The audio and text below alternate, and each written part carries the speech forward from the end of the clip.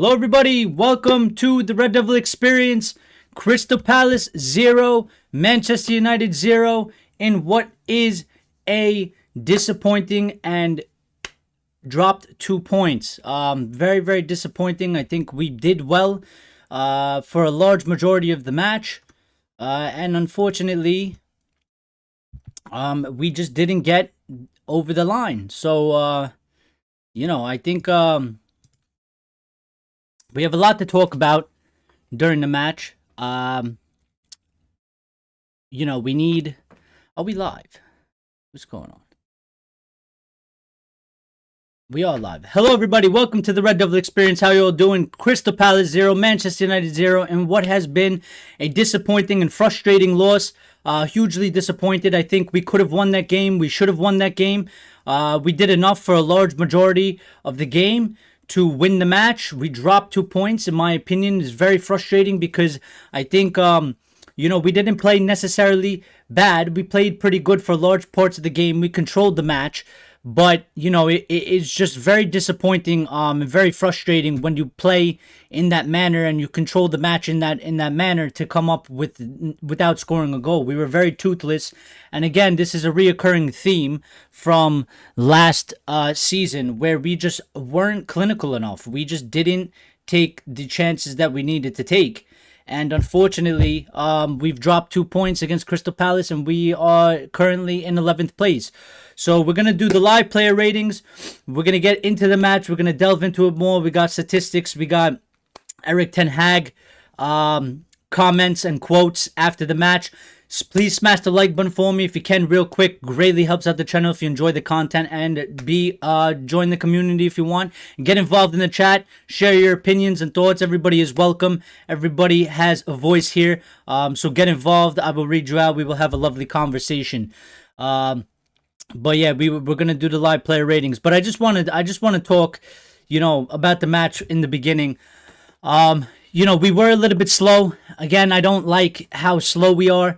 Crystal Palace did surprise me a little bit. I wasn't aware that, they do play in a 5-back. They were very defensive, playing a 5-3-2. Kind of took me by surprise. I thought they were going to be a little bit more attacking in the match.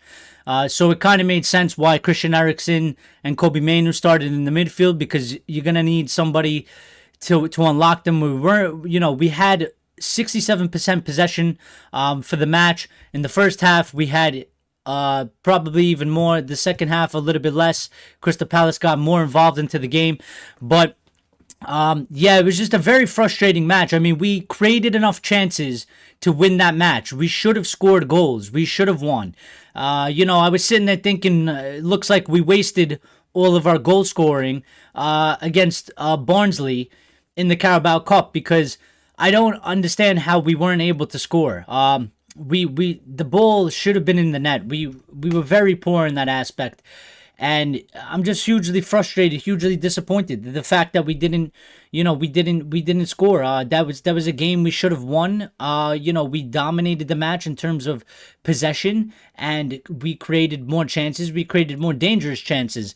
And Axe is in here, and I was thinking from yesterday, like Axe saying, we were talking about, and I was saying I wanted to see Manchester United start the game strong, because we seem to start the game. We seem to start matches very slow, and it takes us usually 10-15 minutes to get into the match a little bit. I think today's match we didn't start bad. We started good, but we fell flat at the end of the match. We finished the match very, very poor, and I was hugely disappointed because we created good chances, and I thought, around the 60th minute, we're going to find the goal here. It's only a matter of time, because we were playing good. The tempo started to pick up even a little bit more, the one-touch passing. We were breaking them open a little bit more. And then the substitutions came. The substitutions were a huge disappointment. there was no impact from the substitutions. In fact, you can make an argument that the substitutions actually made us worse, which is not what you want to be saying and not what you want to see when you make substitutions. Obviously, the point of the substitutions is to make an impact on the game, and none of them had an impact on the game.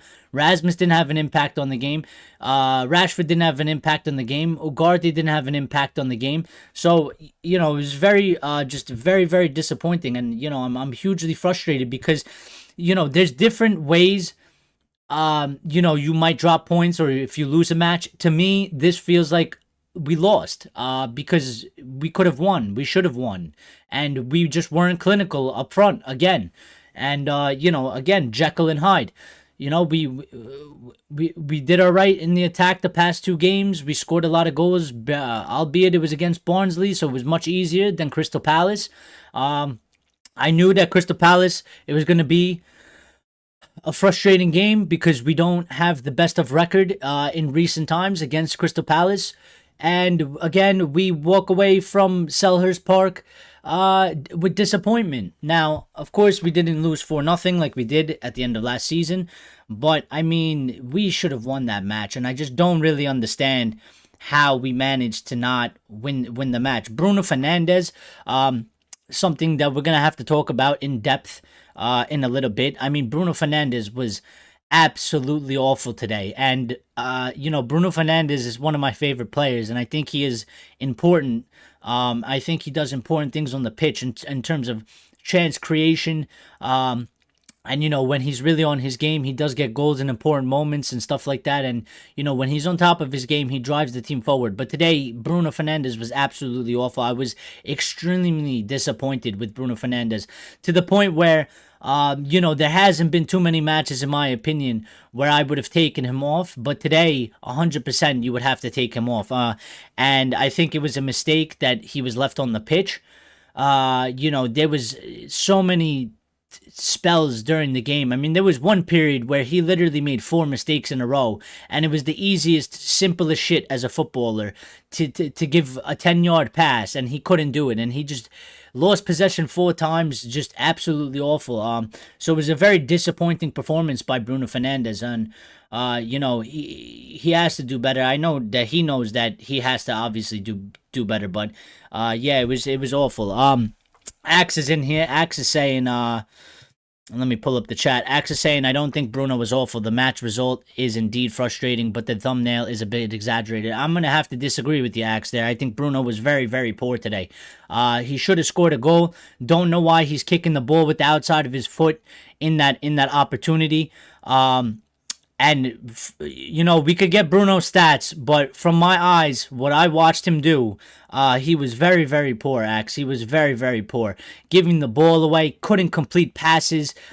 To me, it was a very, very bad performance by Bruno Fernandes, and I would have taken him off around the 65th minute. I would have taken him off, and I would have put in maybe a Mason Mount. If he was available, somebody, I would have put in anybody really, because Bruno just was not. He was just not good today. It was a very bad performance by him, in my opinion. Mazawari for me played very well. I think the defense did well. Lisandro Martinez was frustrating me a little bit because it seemed like he was holding the ball very, very long, and he was taking very, very long to just move the ball upwards. But that kind of was the whole team, and that's more on the team aspect than Lisandro Martinez. I can't really pin it on Lisandro Martinez. That's not really his fault. That's more of, when you're the center back and you're holding the ball and you're looking up the pitch and there ain't nobody to, there's either the majority of players are marked, or the midfielder, which would be Delo, essentially, because he's inverting. He's in a black hole, basically, because if you give him that ball there, it's a very dangerous place to put the ball, and it's not going to put him in a good position. So you don't want to give him that ball. And it was very frustrating because there was a lot of times where I thought, somebody check in, give him an option to move the ball up. And I think that's why we saw a lot of sideways passing. Because there wasn't a lot of options being given to our defenders to move the ball forward, and it became very, very frustrating. So it was super frustrating. And we should have done better. Axe saying yes. Been given the match dynamics, we lost 2 points, but it shows progress in terms of transition. I think we did pretty well in a lot of aspects. I don't think it's all negative today. Obviously, we're frustrated, we're angry that we didn't get the win because we're all gonna feel like, and I think rightfully so, that we should have won that match. We created enough chances. I think at times I get personally frustrated because I think the tempo needs to be a lot quicker. I think there's periods in the match where we do pick up the speed, we do pick up the intensity a little bit in terms of making quicker passes, one touch, and really cutting them open. And I would like to see us do that a lot more because I think we don't do it enough. And I think if we do it more, we would get more chances, and maybe we would have been able to get the goal out of there. But Axe, you said it. You said it yesterday. You said it yesterday when I said that.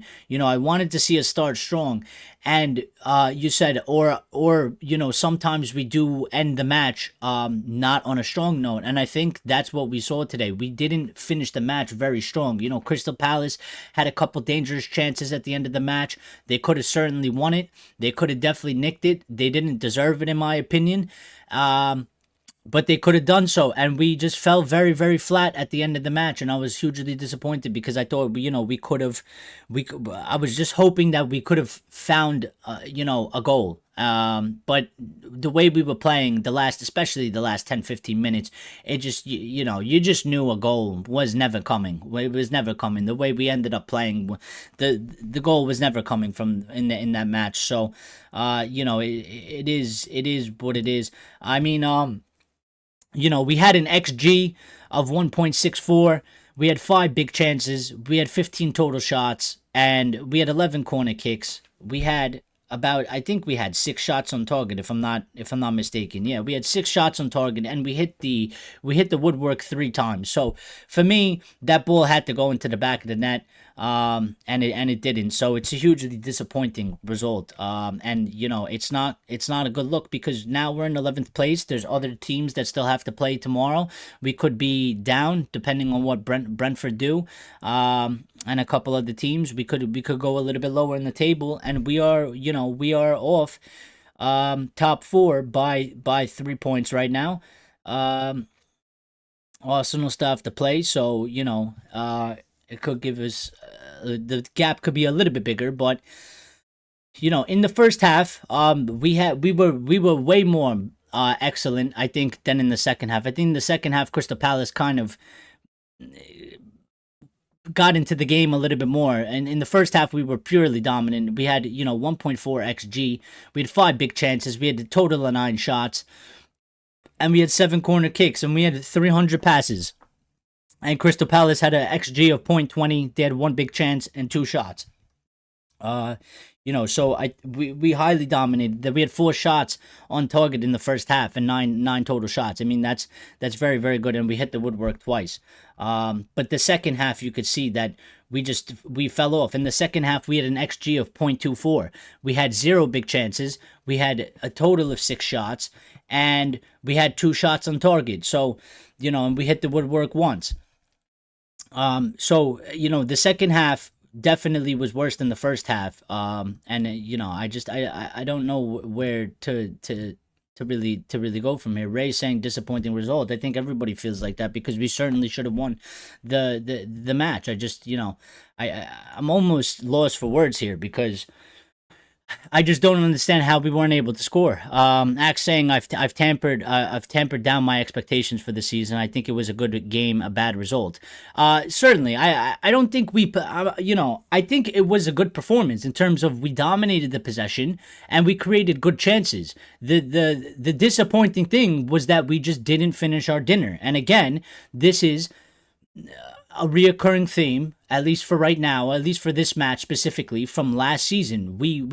There was a lot of moments last season where we created chances, but we were not clinical. And today we weren't clinical. And because of it, we got, essentially we didn't get punished as bad as it could have been because Crystal Palace could have scored and we could have, got 0 points, but we got punished because we should have won that match and we should have gotten 3 points instead of 1. and we did it to ourselves. Crystal Palace didn't outplay us. Crystal Palace didn't, in my opinion, deserve to win the match. They didn't play in that manner to win the match. We did. We played in the manner to win the match, but we let ourselves down by not scoring the goals. And I think, I think we've seen the difference now, albeit, it's not his fault. He just came back from injury and he needed some minutes for fitness. But I think one of the biggest drop-offs that we saw was Joshua Zirkzee. When he got substituted, our attack pretty much died. I mean, Joshua Zirkzee was doing a very good job at just holding up the ball, getting the ball up there. Even the pressing, he did pretty well today. Obviously, Crystal Palace sitting back, so, and they don't move the ball that quick. So I don't think, it was a real test in terms of his pressing, but I think he did a very good job. And you just seen the drop off when he came off. The attack pretty much died after that. So, maybe he should have stayed on. You could say in hindsight it was a mistake to take him off, but at the same time, we do have to make substitutions and try and change the game a little bit. And, maybe Rasmus Højlund was able to offer something, but he wasn't. Marcus Rashford didn't really get involved in the game. It was very disappointing. Those two things were the most disappointing thing for me, was the substitution, the impact the substitutions had. Non-existent, and the fact that we just weren't able to find a goal and we squandered a couple chances. So, Ray saying, we played like we are happy with the draw. I don't think we necessarily played like we were happy with the draw. I think it has to do with the fact of the way Crystal Palace were lined up and the non-spacing that we have.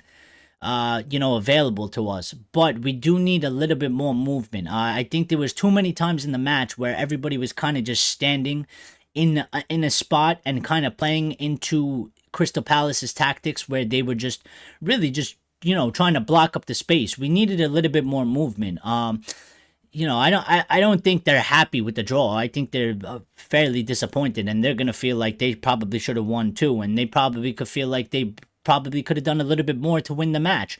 But again, the ball in the defense really bothered me, and it's not their fault. It's not the defender's fault. It's the rest of the team, because there's moments, and you could tell, I mean, even Onana, and that's why Onana's hitting long balls as well, because when he's having the ball, when you look up in front of you, if there's no option to give the ball, and you can't blame them, because they have to be smart as well. They're being smart. They're looking up and they're like, well, I can force a pass to this player, but there's the players already on top of him, and it's not a smart decision to give him the ball, because there's a high chance that he might lose it.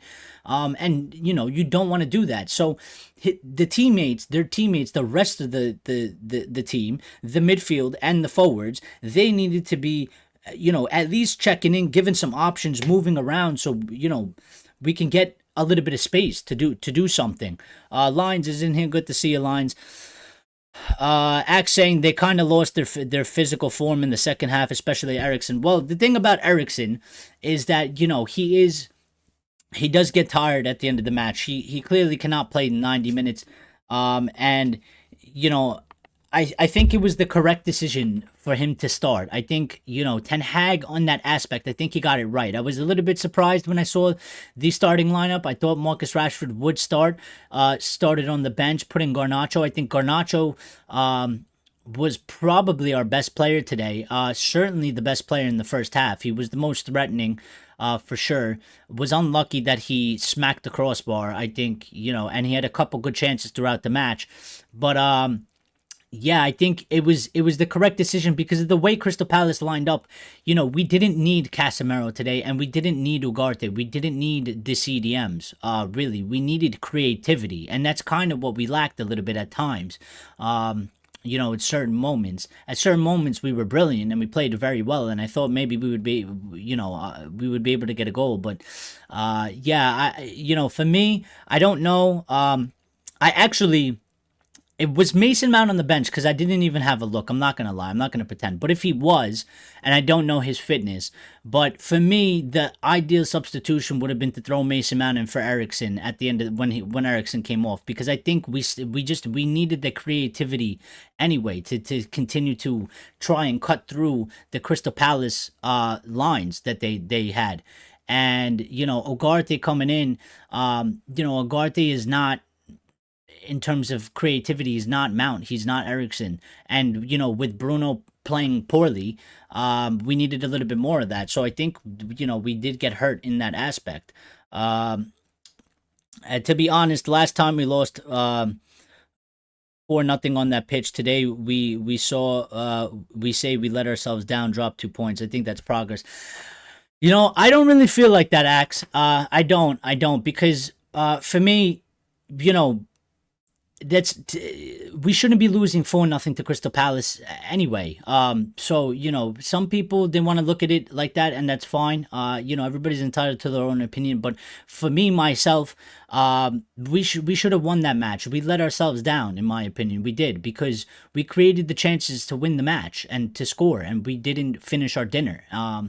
And it's not like we played. If we went there and Crystal Palace took the game to us and we played awful, or they outplayed us, it's a totally different story. To me, the more frustrating matches is when we play good enough and then we walk away with only a point when we should have had the 3. Because we let ourselves down. It's one thing if a team is better than you on that day, and you're just outplayed, you're outbeat. It is what it is. It happens.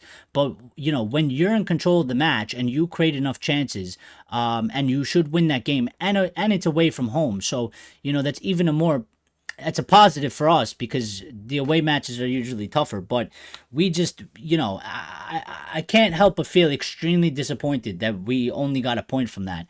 And, it's not, in terms of our situation, it's not good, because we need points. We need 3 points. We need to be winning matches. We started very slow. We're in 11th place. And the other teams, up above us, if we're trying to finish in top 4, well, they're firing on all cylinders right now, and we're not. So, it is concerning to me, and it is not a good result. It isn't. For Erik Ten Hag, it's not a good result, and for Manchester United, it's not a good result. So, you can take positives out of the match, and I'm all for it, and I always do it as well. But at the end of the day, the points mattered the most, and we didn't get them because we didn't score the goals. So, Lions saying, well, we can't blame Anthony for this one. We certainly can. And again, didn't feature today. So, Bruno was poor today, in my opinion. I said, Lions, I said, I think he had, for me, I think he had an awful game. I think it was one of the, in my opinion, I think it was one of the worst performances I've ever seen Bruno Fernandes have at this club. And I don't think he's had many, but I think today he was very, very off it. I was, in the beginning, he lost the ball a couple times, and I thought, all right, it happens, whatever. But the way he continued to just, he couldn't make simple passes today. He was so off it. I don't even know what it was. It just seemed, he didn't seem like himself today. He did, even his energy wise, he just didn't seem like regular Bruno Fernandes. So, I am highly disappointed with Bruno Fernandes today. Lions saying we didn't have a team last year when we lost 4-0, and that's another thing. You know what I mean?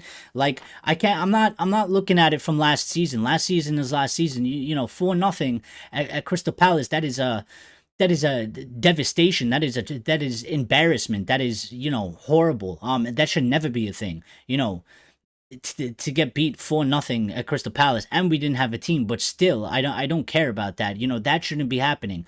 I cannot look at last season's result and be like, today was an improvement because we drew, against Crystal Palace when we lost 4-0, when we should have won the match today. The fact is, today we played well enough to win that match, except in the final third, which is the most important, because you can't win games if you don't put the ball in the back of the net, and we didn't do that. So for me, it's extremely disappointing, and we have to just move forward, and we got a big match coming up against Tottenham. And they're looking for points as well, because they're not doing that great. They got a good result today, positive result for them. and they're looking for top 4 as well, and that's going to be a tough match.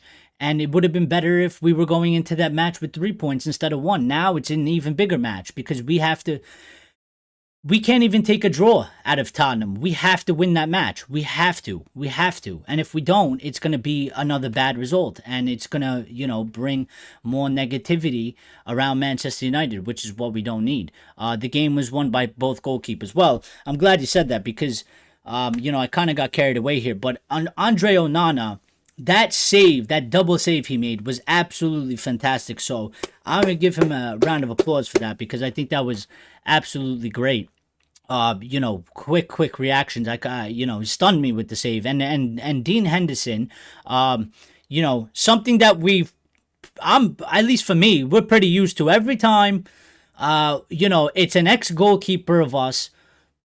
And there's been a few times, Ben Foster, I can think in the past, and a couple of the other goalkeepers. Every time they end up playing against us, they turn into Gianluigi Buffon or something. I mean, Henderson made some absolutely fantastic saves. He definitely, saved Crystal Palace on a numerous amount of occasions. And I think, for sure, I mean, rightfully, he got man of the match from I think Sky Sports. But obviously we do man of the match solely for Manchester United players. We don't care about the other team really. So we are going to do the live player ratings in a little bit. Lion saying, I agree with all your points on Bruno. Unfortunately, there was a minute where he lost possession 3 times back to back. And that's my point. I mean, that's just one. That's one thing in 90 minutes. It's, like you're saying, in a period of 30, 45 seconds, 1 minute in the match. But he was like that throughout the game. There was moments where it was like every time he got the ball, and I felt it when I was watching the match. I was like, the pass isn't going to come off. He goes to take a shot, it gets blocked. I just felt like it was whatever he was going to try to do today, it was just not going to happen for him, and I don't know why. And Richard's in here and saying this is not acceptable, and I'm more on that part, Richard. I am. I feel that Axe is feeling differently, which is, that's fine. And it's great because we want different opinions. So, Axe is saying a big positive, and he's not feeling as much as us, but Axe is saying a big positive for me. A lot of our players were roaming today. Bruno, Eriksen, Manu, Garnacho, Diallo, Xerxes. This is good. It makes the playing style very fluid and dynamic. I think there was periods of that. There wasn't the whole match, in my opinion, but there was periods, and there was certainly that period in the second half, I think up until like the 65th, until we made the substitutions. But before that 15-20 minute period, I do agree with you, Axe. At that moment, we were playing a lot more fluid and a lot more quicker, and we were looking dangerous. And that's where I started to feel like, all right, this is when we're going to get the goal here. But then it just completely died, and we went completely backwards. And then, the second half statistics show for it as well. We didn't have as many chances created. The XG was, completely almost non-existent. So, it was almost like a tale of two halves. And it was unfortunate because if we did, if we got the goal early in the first half, I think this would have been a very different match, and obviously would have been a very different result, because the problem that we also faced was that Crystal Palace, obviously lining up in their very defensive formation that they had, and, very structured as well. They stayed in shape. They made it difficult for spacing, which is something that we still struggle with and something that we need to figure out, because there's a lot of teams that play in this way. When we play a team that allows us to have space and be a little bit more open, we are way better in terms of attacking, and we kind of thrive off of that, especially, if they attack us and then we get a counter attack chance. We kind of live for that a little bit. When a team is very structured and they're playing very defensively, we do struggle. We struggle to cut them open at periods in the match. Sometimes we do a very excellent job, but it doesn't last. It doesn't last. It's not like we do it constantly. We do it for a period and it drops off. So we need to figure out how to get more of that, because we need more of that so we can win matches and get the points. Lion saying Hendo was always a top class keeper. Remember, he did keep De Gea on the bench for a bit. I mean, yeah, he was very very good today. But, like all keepers, I've seen them had bad performances. I've seen them have okay performances. I've seen them have god awful performances. I've seen Henderson at Crystal Palace have a stinker. But today he was like Buffon with all the saves he was making. He was, and rightfully he was man of the match. I think if it wasn't for a lot of those saves that he made, and some goalkeepers maybe they wouldn't have made a couple of them, we would have scored those chances as well. They would have been down for sure. So he kept them in the match. Axe saying very good match for Onana and Maino. I think Maino did very well. And Onana again, that double save, was just, it was unbelievable that he was able to get up and block that second opportunity. It was very very good. Axe saying, look, we were destroyed by Liverpool at home. This is the current level. Almost winning at Palace isn't a tragedy. Hopefully they will build on that. It's not a tragedy. It's just very disappointing because, we again, like, it's just the point that we did enough to win the match, except the most important part of putting the ball in the net. I think we played well. I think the game plan went pretty much what we needed. We controlled possession. We did what we had to do. We found moments where we were able to break them open and get opportunities out of it.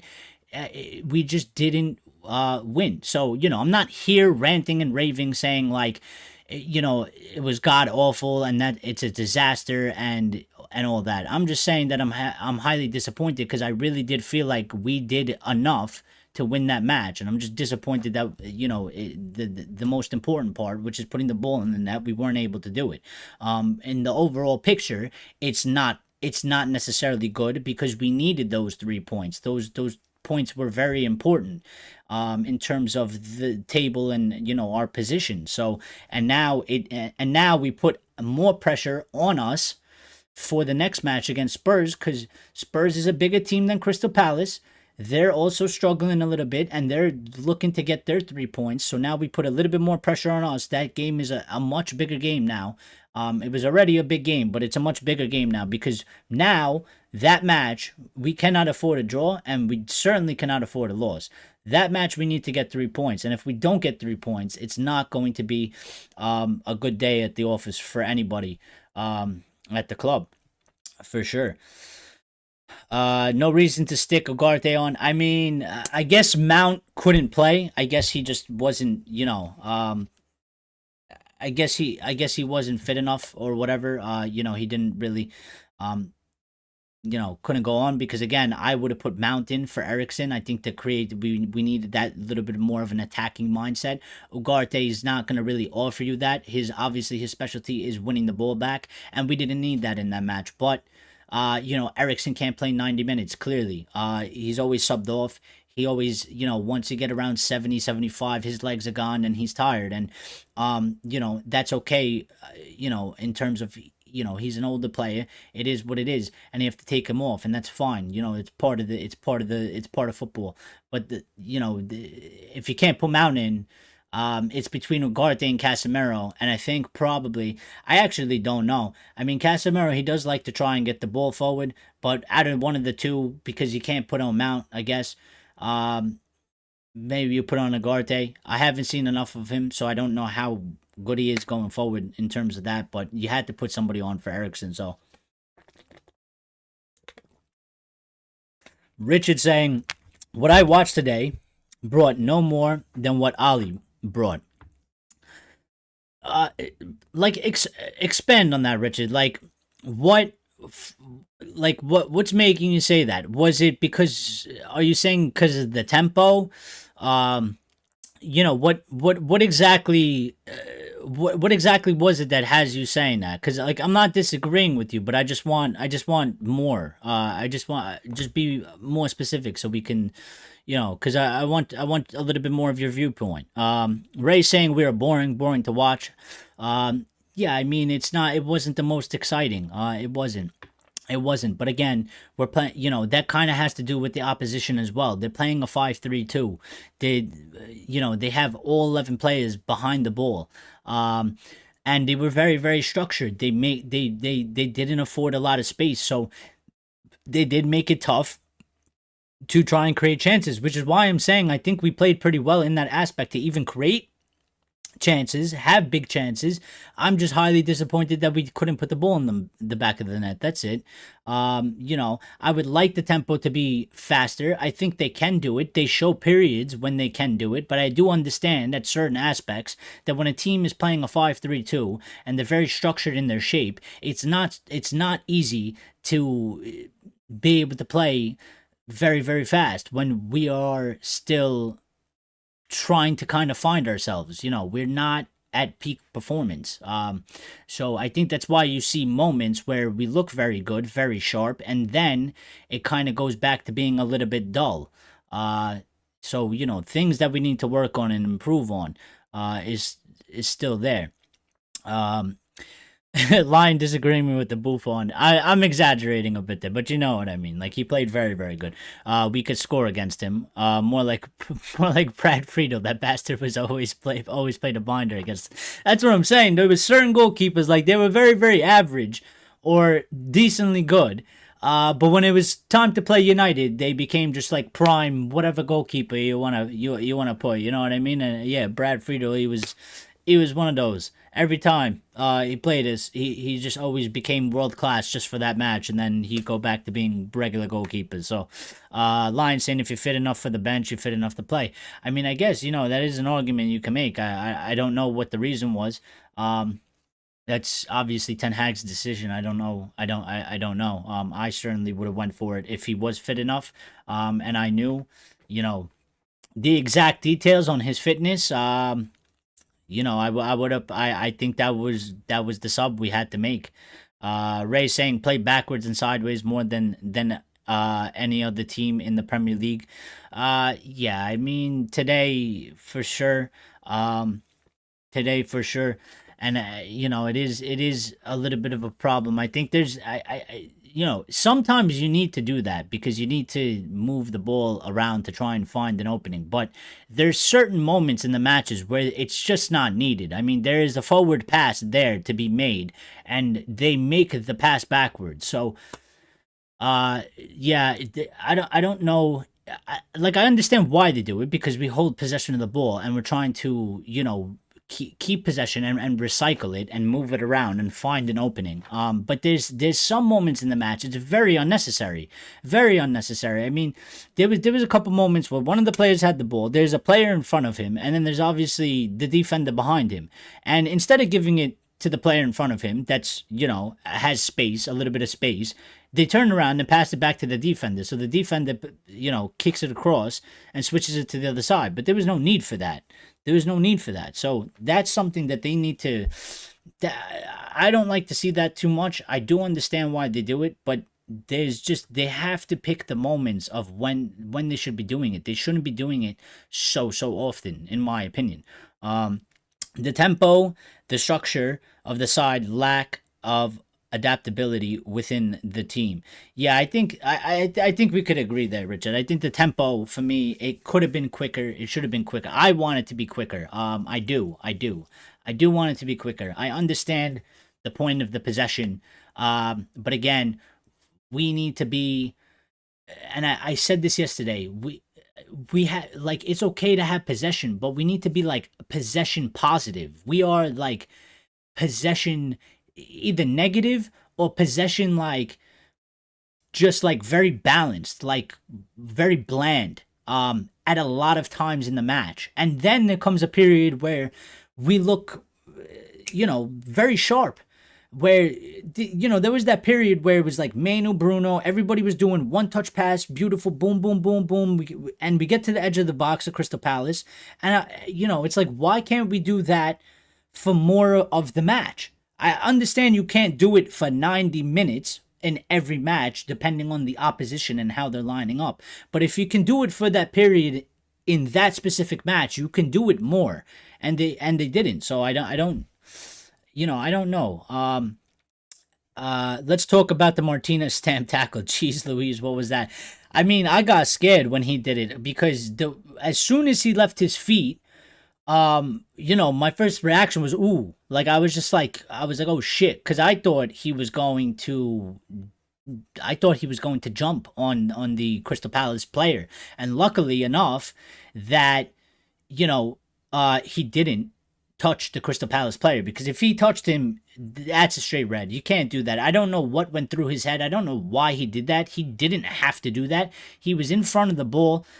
He was going to win the ball. There was no need for him to do that. So in that aspect, in that play, it was very, very fortunate that, he didn't make contact with the Crystal Palace player, because I mean, that could have really went wrong. And I don't know. There's no explanation as to why you would do that. I don't know what went through Martinez's head. I mean, he is the butcher, but we don't need you butchering that, there. Don't butcher that, because, he would have got sent off. We were down to 10 men. The game situation would have been even worse, and maybe we would have ended up without even a point. So, thankfully, he only got a yellow and he didn't make contact. But still a little bit mystified as to why the hell he even did that. Very, very strange. So let's do player ratings. I'm gonna do them as we go. So Andre Onana, I'm gonna give Andre Onana a 7. I think he didn't have so much to do for 90 minutes, but again, I think the double save, I mean, he certainly saved us there. He made a couple of other I think saves that I expect him to make, but he made the saves.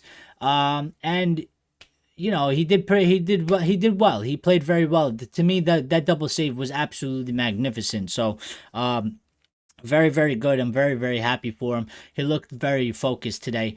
And something on Onana, he looks a lot more comfortable this season, this year compared to last season. He looks a lot more confident, with himself there. It doesn't look like, I don't feel like when I see him that like a lot of, I'm not expecting a mistake from him anymore. So I think that's on a positive note, and he definitely saved us. So 7 for him, especially for that for that double save. Mazawari, I think Mazawari played fantastic today. I think he was really good. I give him a 7 as well. I think he did very, very well. And I like Mazawari because he was one of the few players, and I don't know why this is a thing. And I think at the end of the day, maybe it just comes down to individual players and like their mentality and their football brain on the pitch. But Maz was one of the very few players that always kept trying to go forward with the ball. And there's other players on the pitch that they do it a lot less. And I don't know if it's because Maz is new and he just came from Bayern Munich, and obviously Bayern Munich play a specific way, and maybe he's used to playing that way. Maybe it's part of him as well.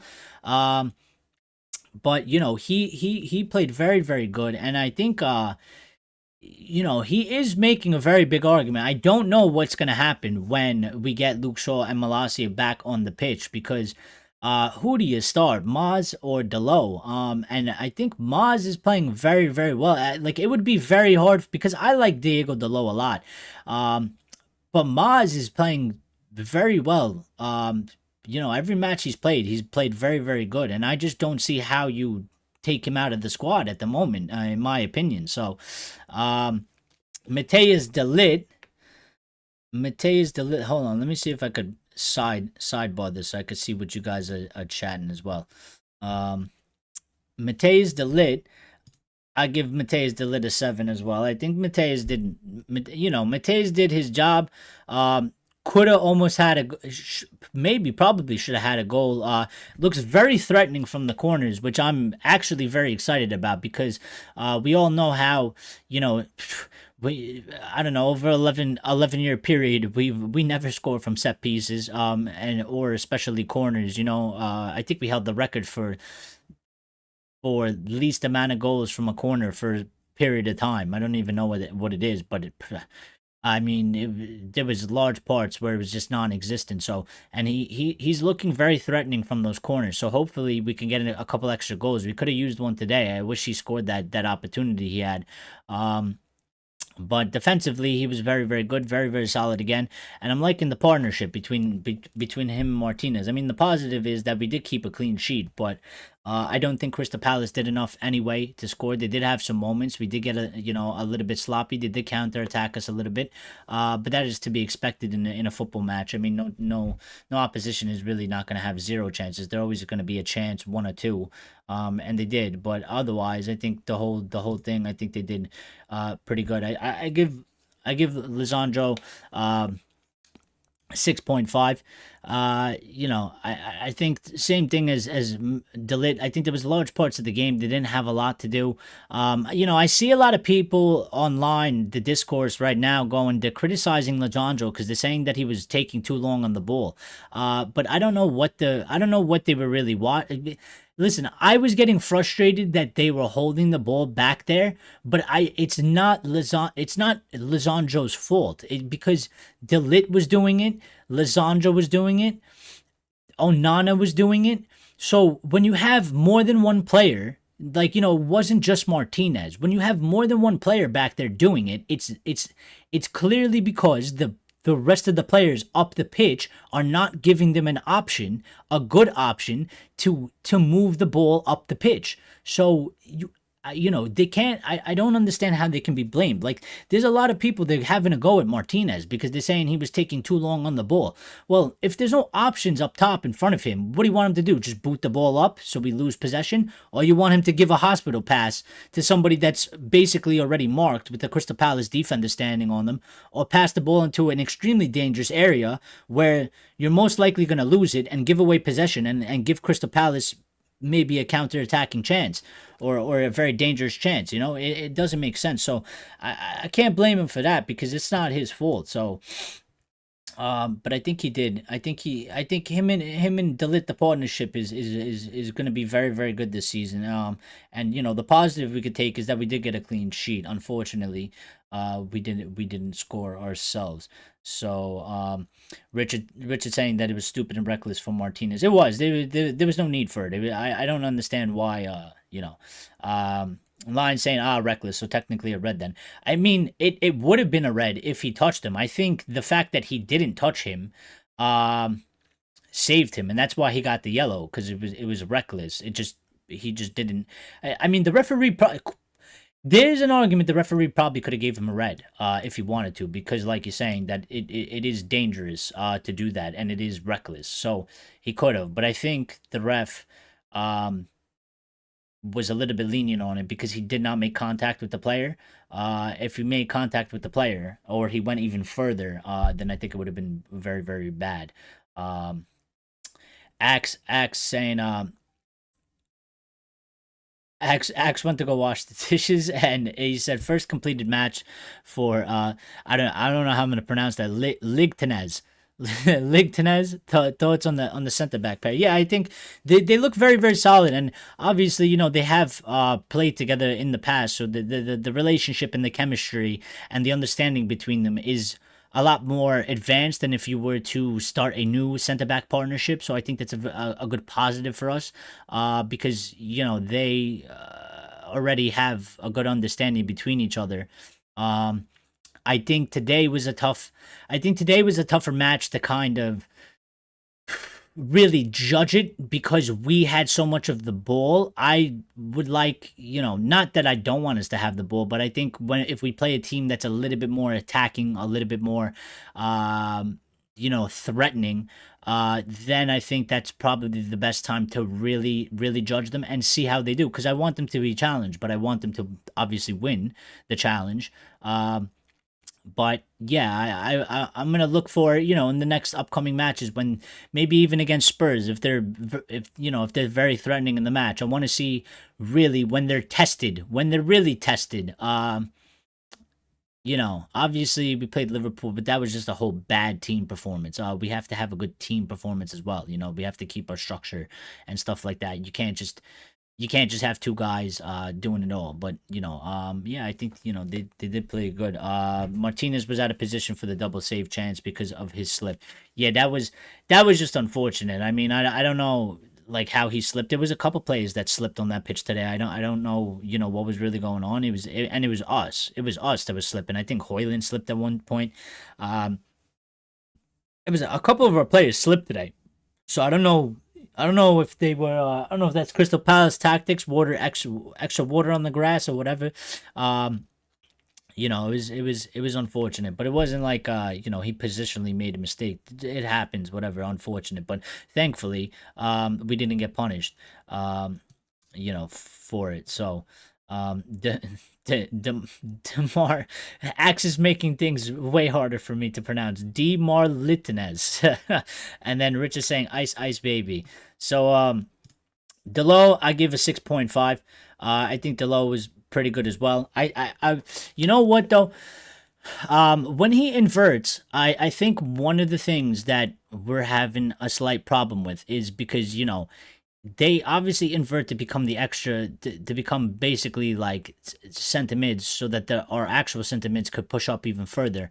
And something that I think if he's going to continue playing like that, what he has to do is he needs to be a little bit more aware of where he is positioned in the center, because a lot of times he was not an option to receive the ball, which I think kind of hurt us when we were building up the attack or trying to build up the attack, because we kind of need him to get the ball so that we could pull their players out of their positions, and then that would leave one or two of our midfielders open, or somebody would be more open. That way we can create a little bit more. And it's his awareness of his positioning in terms of what space is there.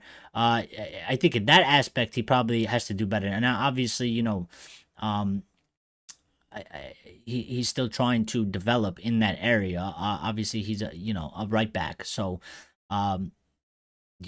you can't expect him to be world class at it. But he needs Lions saying we need Trent. Yeah, I mean, if he could play a little bit more like that, for sure.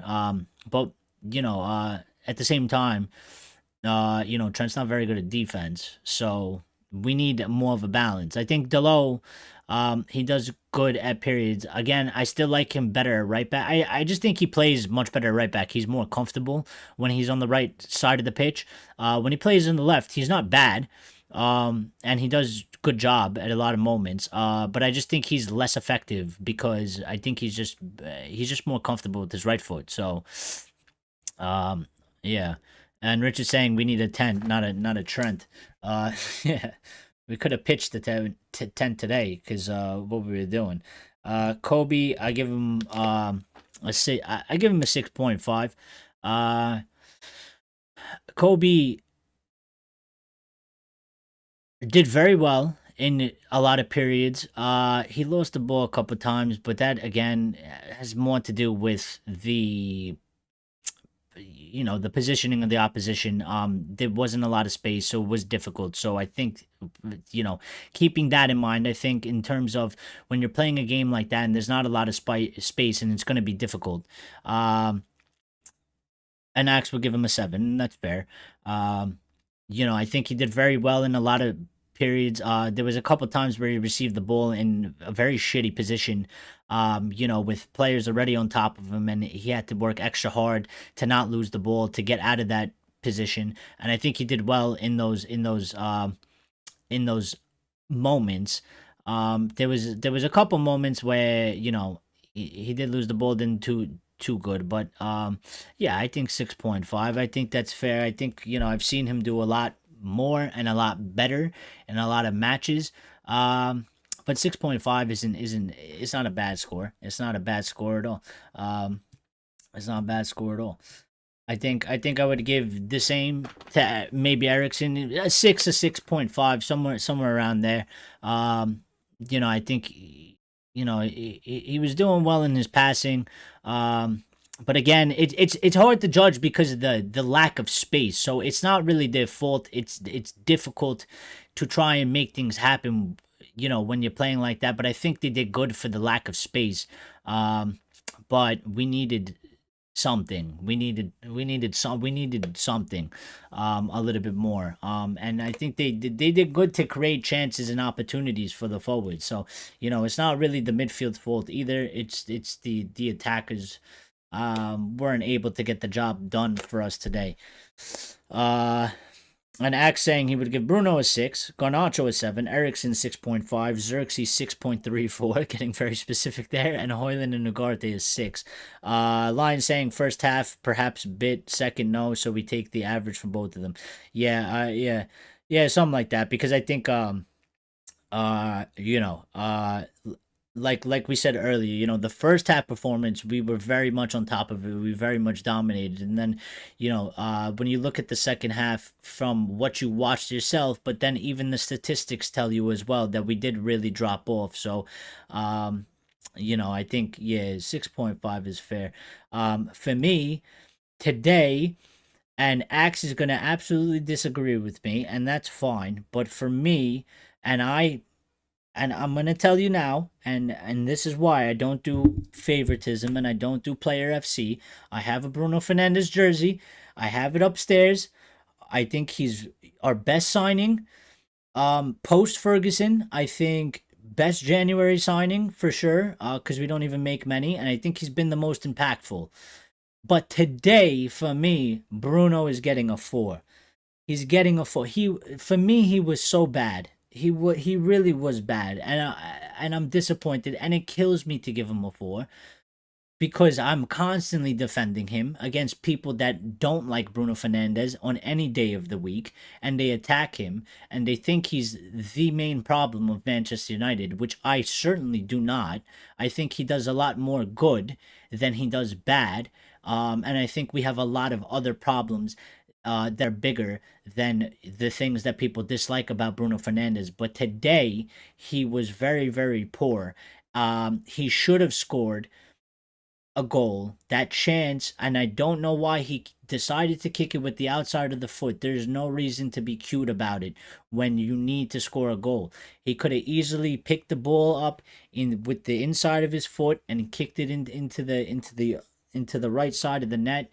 He decided he wanted to be fancy and do a Travella. I don't understand why. And a lot of his decision making and just his passes was very, very poor today. Very, very poor. And I am and listen at the and again, and this comes from me. And Axe, it's okay if you want to give him a 6 or whatever. That's fine. It's your opinion. And I'd rather I respect it, and I'd rather have you give that opinion. For me, because this is a personal thing for me, I gave Maguire, and I've said it a couple times, and I'll probably continue to say it. You know what I mean? For me, I've gave Maguire the hardest time because he was captain of Manchester United and he put in awful performances, and I judged him harder than any player because I say you are the captain of Manchester United and you cannot have the captain of Manchester United cannot have an average performance. And they certainly cannot have a shit performance. And I judge you a little bit harsher when you are the captain. And Bruno Fernandes is now the captain, and I like Bruno Fernandes more than Harry Maguire. And that's not really a personal thing. It's more of just like a positional thing. I'm not too infatuated with defenders. I do love Lisandro Martinez though, and I do like the lid a lot. But if I have to be fair, and I was very harsh on Maguire at that moment when he was captain, today, as a captain of Manchester United, and the performance and what I know he can do and the expectations I want him to have, I think he was very, very poor. He was, and I would have subbed him off today. And I've never said those words. I've never said those words. I never said that we should take Bruno Fernandes off because I think there's always a moment in the game where he creates something and something happens, and I think he gives us a lot of energy. He does well in the pressing, and he does, bring a little like oomph like a little bit fight, like a little bit fire to when the team needs it. But today he just didn't seem like himself. From a lot of different aspects, passing was off, decision making was off. Even his energy levels, he didn't seem like Bruno Fernandes. So I don't know what it was. Hopefully it's a one-off match, and we get him. We see a better Bruno Fernandes in the next match. I'm probably counting on it because I don't think I think it was just a one-off thing today. He hasn't been on fire, I would say, to start the season, but this so far was his worst performance this season so far for sure. And it might have been one of his worst performances in my opinion. Since he's been here, because I don't think he's had many of them. I think there was one or two or three, maybe a couple, out of all the matches he's played. But it's not a common theme. It's really a rarity. So, we could have used McTominay today, Axe. We were missing some passion, I think. At certain moments, we could have used Scotty. Um, Line saying Bruno is world class, no doubt. Just had a bad day at the office. We all have them. Yeah, I mean that's what I'm saying. It happens. It just today wasn't it. And you could tell there was a lot of things he was trying to do just wasn't happening. And it happens in football. And I don't expect it to really. I don't expect to see this type of performance again. Going forward. So, and if it does, it's then I'll be worried. But yeah, I would have. It was to the point I would have subbed him off. So, for sure. Lion saying, look, when Maguire is on his game, he's a proper center back. That's just my opinion. I actually really like him, but I also really like Fred. So no, Maguire, from last season and then even into this season, barring that one mistake that he made in, I forgot what match it was. Um, he's become very very solid, especially once the captaincy got off of him. He became very very solid. I think I think he was playing a good game. It was that period of when he came to United, had the big price tag on him, was made the captain, and the disaster that was going on for the large periods of those seasons. But after that, I think he's been very good in his own way. Um, Not exactly my type of center back. I prefer somebody like a Lizandro or a Delit, a little bit more mobile. But yeah, you know what I mean. He has done well. So I'm not saying that. I'm just saying that at that period when he was at his worst, I criticized him heavily because I was saying you were the captain of Manchester United and the way that he was putting in performances on the pitch was unacceptable. And I try to be fair, so I'm trying to carry it over to Bruno. Um, and I'm not trying to hide nothing. I do. And that's why I say I like Bruno a lot more. Bruno's one of more of my favorite players. You know what I mean? I have a Bruno jersey. I don't have a Maguire jersey, and I won't ever have a Maguire jersey. But, it's just what it is. Um, I give Diallo today. I give him a 6. I think it was very average. I almost don't know what to say. He did okay in some periods of play. I think we needed a little bit more than him. And again, not necessarily all on him. It was just more of a team problem in terms of that we just couldn't figure out how to find the space, and make the correct plays. But something with the wingers, and I don't understand, and this has to be tactical, I think, is that why is it that when we get the ball and we're on the wing, why is the winger just sitting there? Like, if Maz has the ball and Maz is dribbling up the sideline, why is Diallo just standing there watching Maz dribble to him? Why is Diallo not making the run down the line to push the defender back? Or at least he would be open to something. And they do that a lot. And I think Diallo today did it a lot more than Garnacho. Garnacho also did it, but Garnacho makes a lot of more forward runs. So I don't know if it's a tactical thing or it's an individual thing or it's a little bit of both. Because while Diallo did make a couple runs, he didn't do it a lot, and Garnacho did it way more. And Diallo was just a lot of times just standing there. Uh, and I don't know why. I don't know why that is. I don't think that's like a good tactic. I don't think that's correct. And for me, I kind of feel like it has to be tactical because there's no way that, if you don't want your winger doing that, there's no way that even in the middle of the match, as like as management, you would tell him, stop fucking standing there, move. But like, he didn't. So clearly, it's some type of an instruction in the setup. But I don't think it works very well. I think it actually backfires on us. And I don't like that. I don't like that instruction. I don't like that tactic. I think they should be running. They should be running. They should be running more. Especially if you have the right back or the left back literally dribbling to you, like running to you. You standing there is not going to do anything. There's a defender on top of you. There's a defender on top of the guy coming to the ball. And what's going to happen is you're going to, run into each other, and you're gonna lose possession of the ball. It's gonna get clogged, and you're gonna lose. And it happened a couple times, and I don't get that aspect of the tactics. I don't understand it, and I don't like it. I don't like it. Um. Uh. Lion saying, yeah, Maguire shouldn't have been captain. But the abuse Maguire got was way over the top. Let's be fair. I mean, to after a certain point, yeah, it was very, very, very bad. Some people take it too far. Again, I've always criticized them based on their performances. I'm never gonna attack them as a human being. I think that's just stupid. And that you can't, control yourself as a human. So, and then he stayed and says a lot about his character. No, yeah, and I gave him a lot of credit for that because he stayed. And he pushed through all of that, and then he started putting in good performances. So, Richard saying that's why they should have signed me on a free. I mean, they could still sign you on a free, Richard. I don't know what they're waiting for. You're willing to get paid in Guinness. I think it's a very, very good deal. I don't understand what they're doing. We gotta call up um we gotta call up I forgot his name. We gotta call up the technical director, or Jason Wilcox. We gotta call him up. Joshua Xerxes.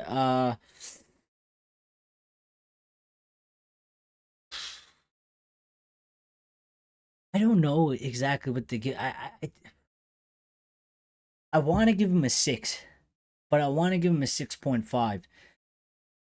It's for me. It's not that black and white. As a striker, he needs to do more in terms of trying to score goals and opportunities. At the same time, again, there wasn't a lot of space to play, and Crystal Palace didn't make it necessarily easy.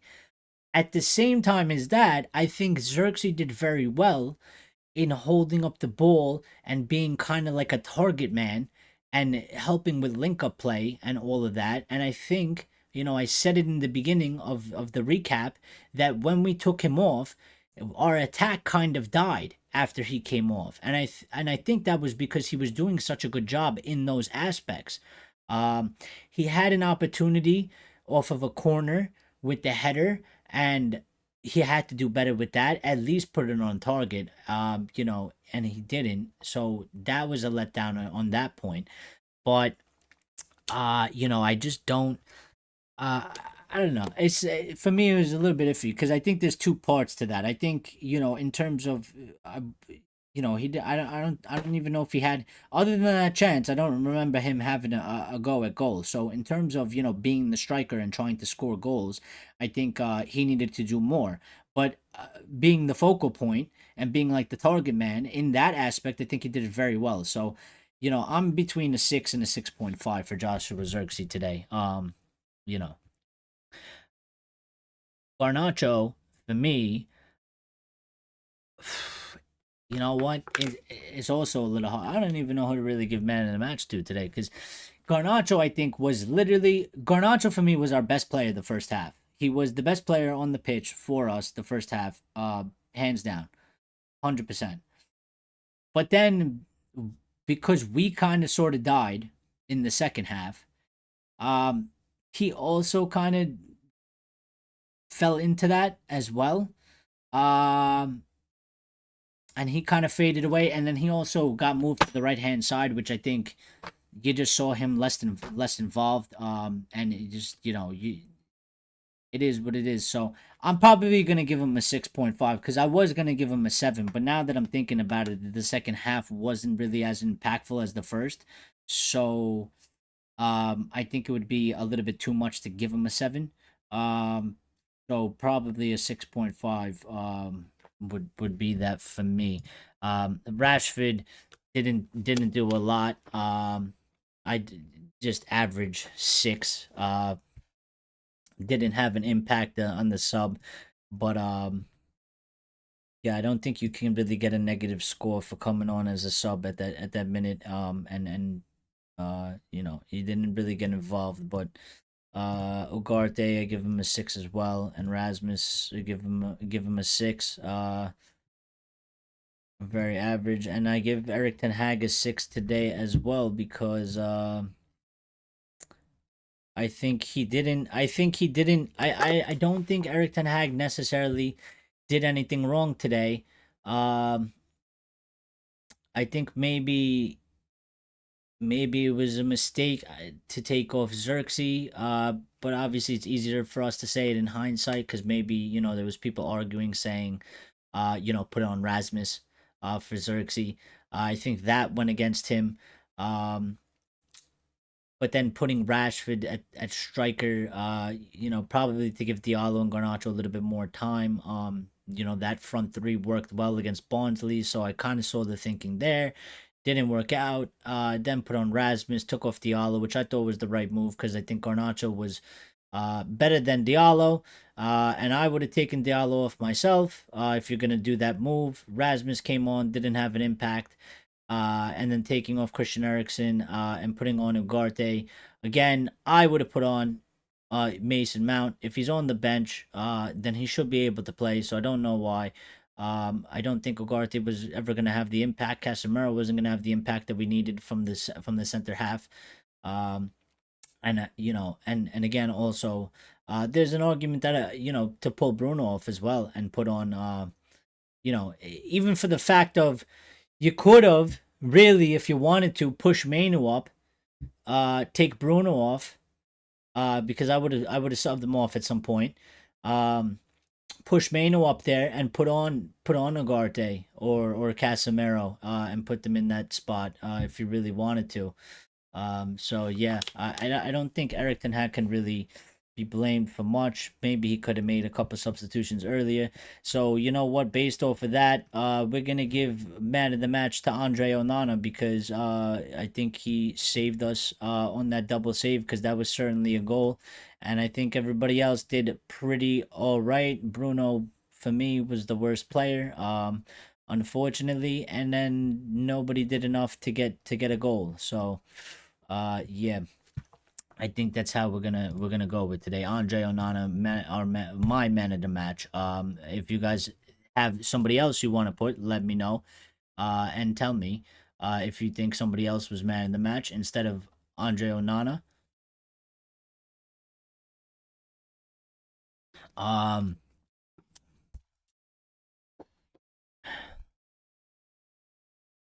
Call up Jimbo and tell him. Yeah, I can't call Ratcliffe. I have him blocked. Yeah, X has him blocked for sure.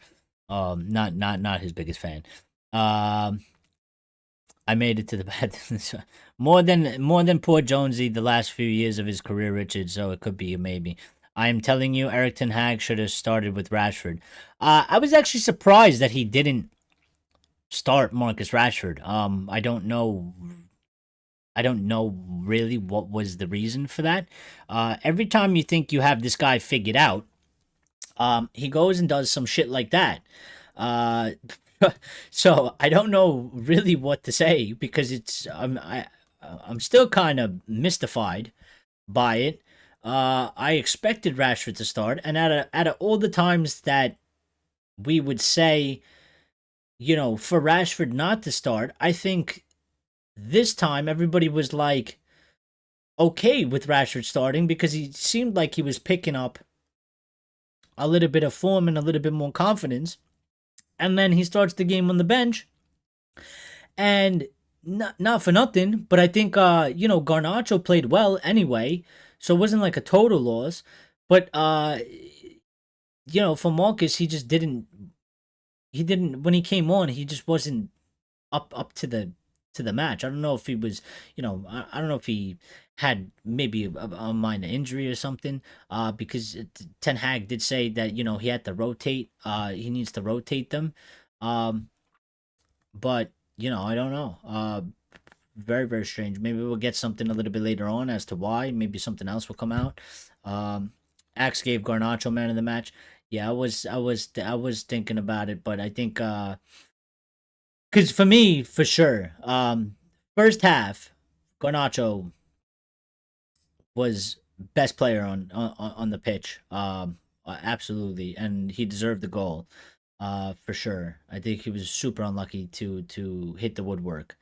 Um, but I think just because the rest of the team fell off in the second half, we didn't create a lot of chances. It's a little bit harder to give him that man of the match, in my opinion. Not that he did much wrong, but it just overall wasn't. For me, the second half wasn't that great. The first half was very very good. Um, the ref for not sending Martinez off. He was being rested for Twente and Spurs. I think FC Twente could be a tricky one. It might be, but I depends how they play, I guess. Because again, and I said it before, and I'm gonna say it again. But when we play teams that play very defensively and they keep their shape, because there's teams that play defensive but their shape is shit and they get exposed very very quickly. So that's never really a problem. The problem is when we play a team that keeps their shape. And they're very structured and defensively sound. We have a hard time. We've seen this the past 2 seasons. This is nothing new. This is not a new problem. This was in season 1 of Erik Ten Hag. This was definitely in season 2 of Erik Ten Hag, and it was today. So if we play Twente, and they're very um, good defensively, and they're structured, and they keep the position, it might be a tricky one because I think we're going to have similar problems to like we have today. And I don't know what we necessarily need to work on um, to fix that problem because there is a way to do it. I mean, when you look at the top teams, every single team that plays Manchester City, they play super defensive. And, obviously some teams are better than others at keeping the shape and being whatever, but they're able to unlock them. So we need to improve, and my thing would probably be the passing. It's probably the quickness in passing. I think when a team plays like that, you really have to be alert um about where you're passing the ball and how quickly you're passing the ball. I think there's times where we are too slow, and that in a match like that hurts us. So and they're going to be up for it as well, of course. I mean, it's a big match for them. They're playing Manchester United, they're playing the big name team. So they're gonna want to impress. They're gonna want to play. So, but I think we should be winning that match. So I expect for us to get a good performance out of that. And we should, we need to make sure that we don't be toothless like we were today. Um, we need to be on our game. We need to be clinical and finish our chances that we create. Because if we don't, we only have ourselves to blame. I don't think Twente will outplay us. I'm just more concerned of are we going to finish our chances. Yeah. So I'm trying to find a couple. So there's a little bit of So Ten Hag is here speaking. There's a little bit of controversy going on here. So I'm gonna get Erik Ten Hag quotes. We're gonna say those. Um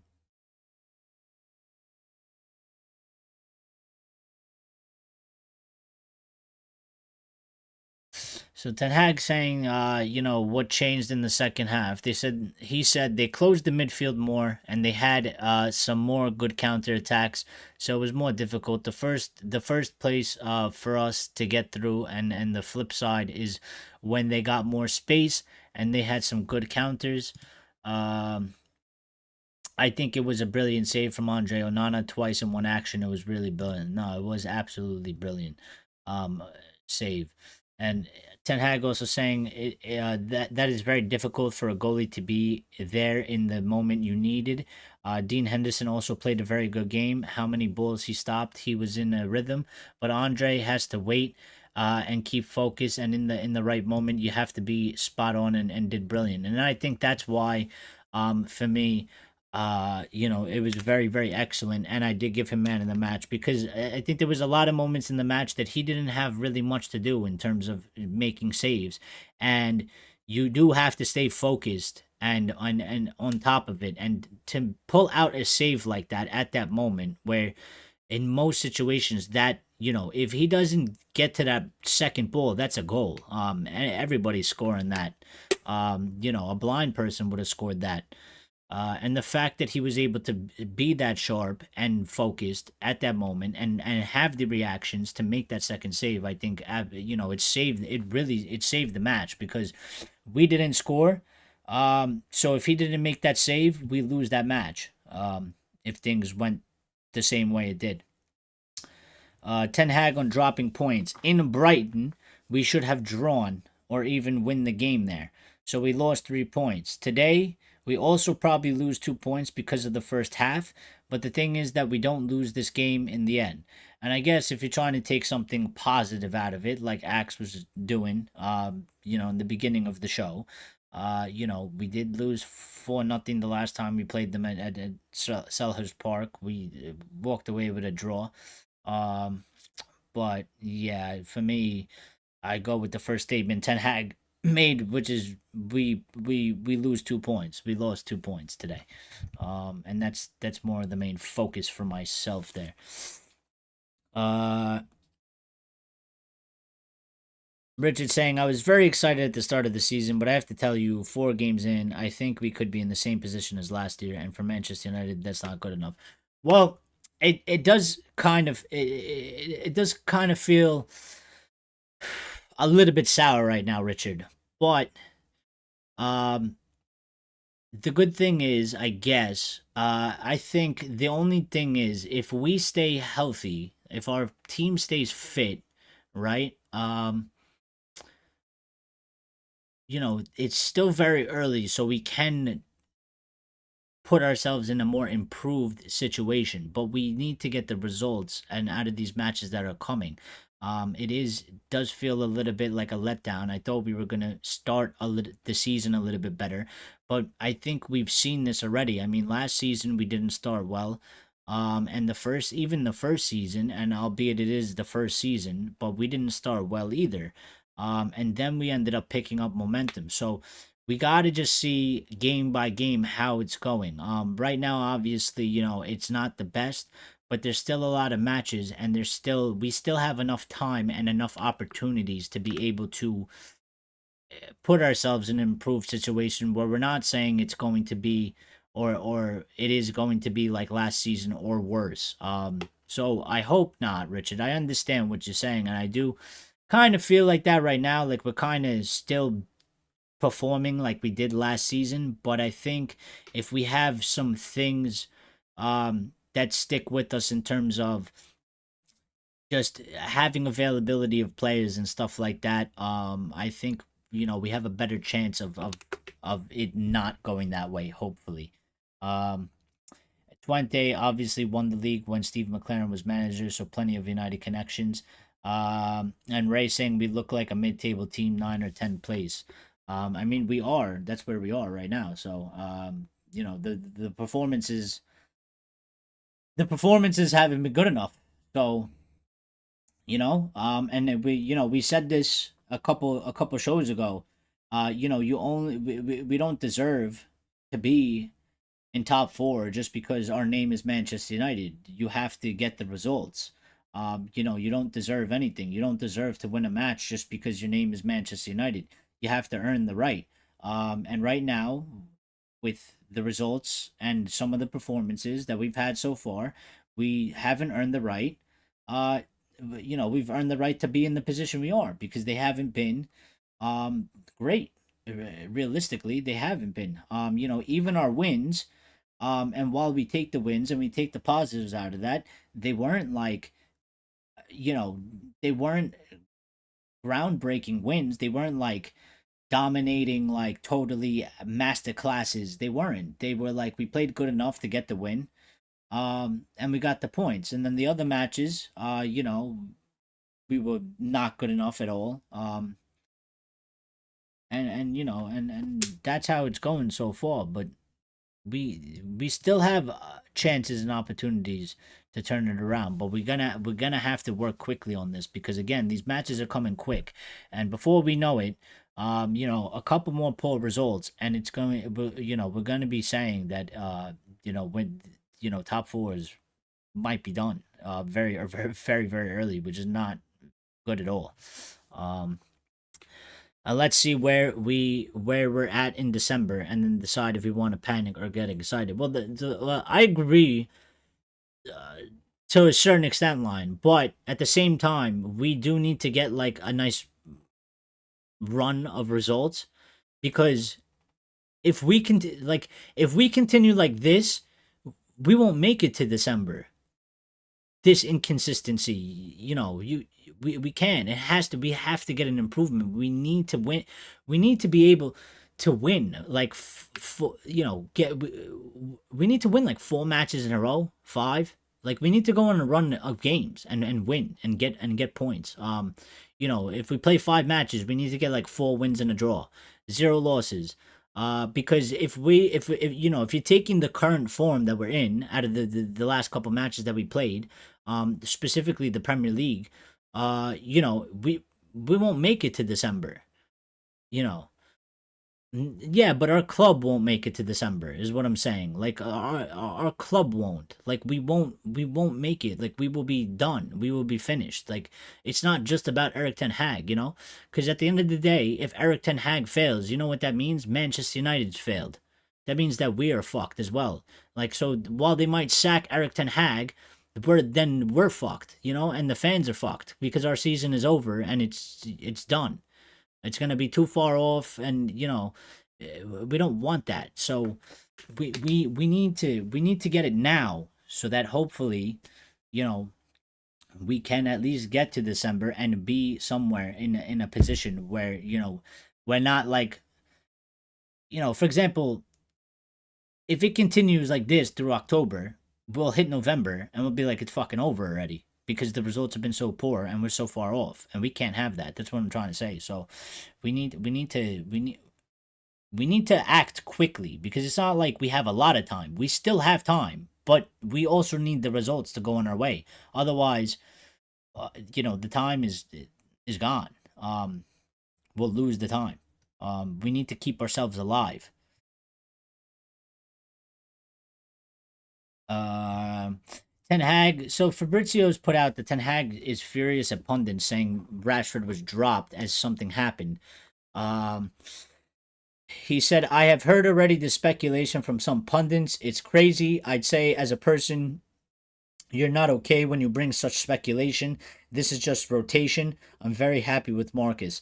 And I was kind of not really expecting him to say that, but they were doing that, and it actually was pissing me off that they were doing it. Because it's just like Erik ten Hag is not allowed to make a fucking decision as manager. You know what I mean? And he clearly stated it multiple times before the match that it was for rotation. Now, if it's rotation because Marcus has maybe a slight minor injury, a knock or something, and he didn't want to, he didn't want to force him because he's watching out for him.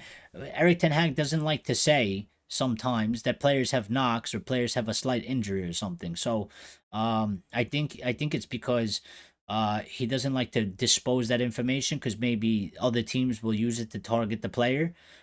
So I think he does it for a protection reason. So maybe that was the reason why. And he just said that, it was for rotation because we need to rotate players.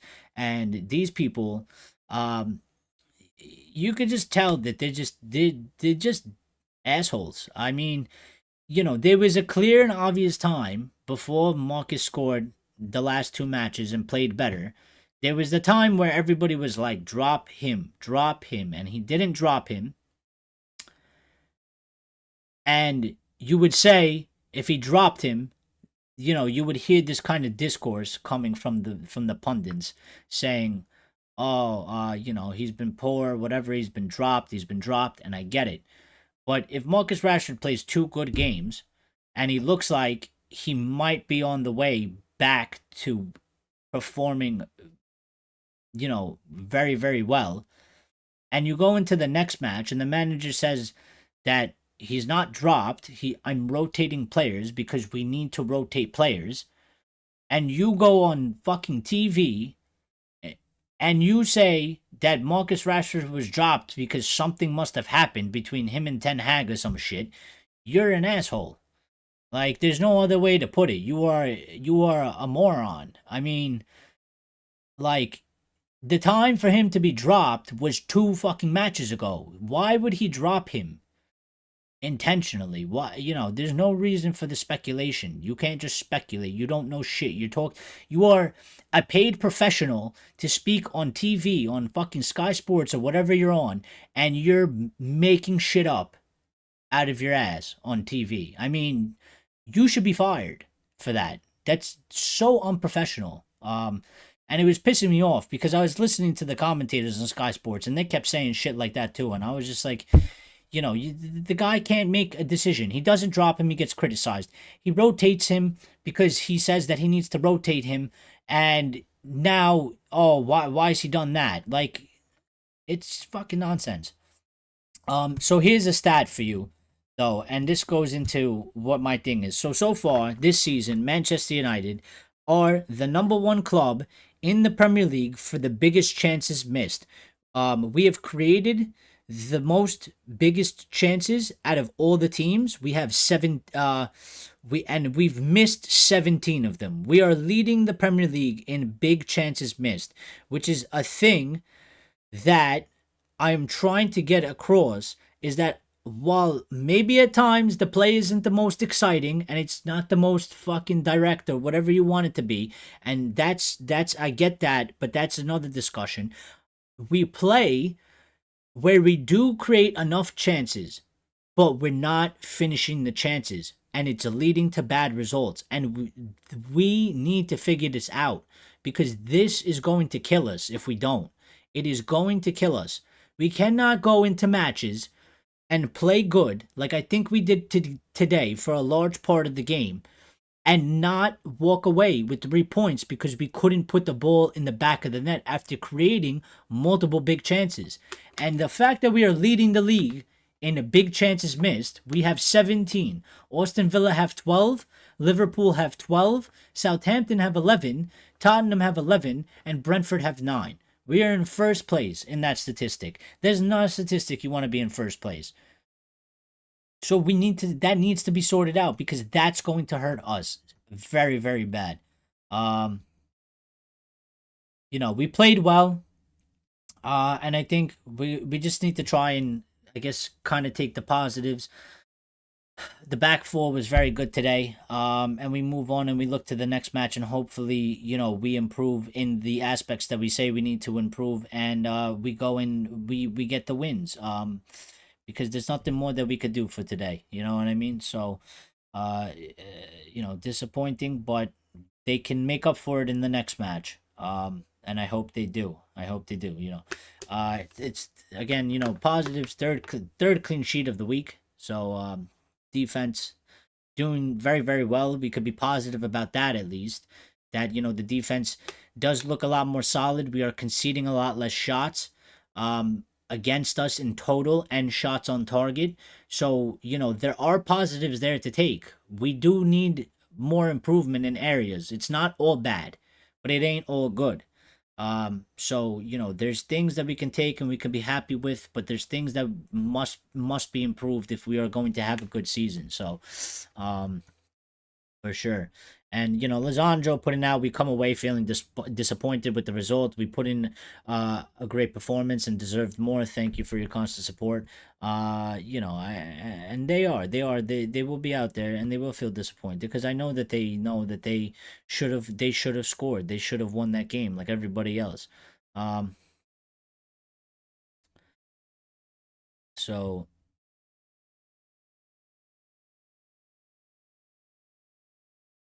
And there's a good point here, Manchester United at times we looked we looked more like we were gonna score, um, with Xerxes on, who Xerxes himself didn't look like he was actually going to score. But then when Xerxes got off, right? Then the team didn't look like we were going to score. So, he had the good link up play. He didn't get the opportunities. And yeah, I think that really did hurt us. And unfortunately, when you're at the time, you have to make the call. You're the manager. So in hindsight, it's a lot better to say no. Nobody knew that was necessarily maybe going to happen, that we were going to fall that flat after he came off. But yeah, so uh, you can't deny that we played some tidy football in the first half. Absolutely. We're progressing. It just takes time. I think so. I know it's going to take time. I know it is. And I think certainly if you look at certain aspects of our play, I think from last season, um, I think there is the improvement is happening, and it does take time, and it's not doesn't happen overnight. So I'm not angry in that sense or anything like that. I'm just disappointed with the result, but I think overall the play, I think, like, again, I said it and I'll say it again. We did enough. Like, I'm not overly disappointed with the way we played today. I think it was tough. I think Crystal Palace made it tough with the way they lined up. So I kind of expected. Would I like us to play faster? Absolutely. But I can also understand at the same time that it's not necessarily going to happen because we haven't been that team. So it's not just going to happen in the match today. Like, why out of all days, why would today be the day where they decide that they're gonna play, like fucking Manchester City or like Liverpool, where it's 100% direct and lightning quick 24/7. It's not going to happen like that overnight, and we've had slight improvements, uh but and we did enough to win the match except for scoring the goal. But in terms of the play, I think we did good. I would still like for it to be improved in terms of quickness. The passing and moving the ball and getting the ball up the pitch needs to be quicker for me, because I don't like it being so slow, and I think it actually does us a disservice when we're playing on the pitch. So yeah, we're gonna end it anyway. So, um, maybe Rashford asks for a break as the next day, the busy time starts. Nah, I don't think Marcus asked for a break. I think Ten Hag just had to rotate. I mean, we have 20 coming up, and we got Spurs as well. So, we're gonna need to rotate. And again, I would suspect maybe he had a little bit of a knock, and he didn't. Ten Hag's managing minutes. He didn't want to risk Rashford. That would be probably my guess on that. Is that he had a little bit of a knock or something.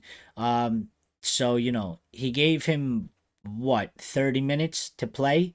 Uh, so that would be more of my guess. He was managing minutes. I don't think Rashford would ask for a break. Because I think the players, they usually always want to play unless they're downing tools and they don't give a shit. But obviously Rashford ain't downing tools.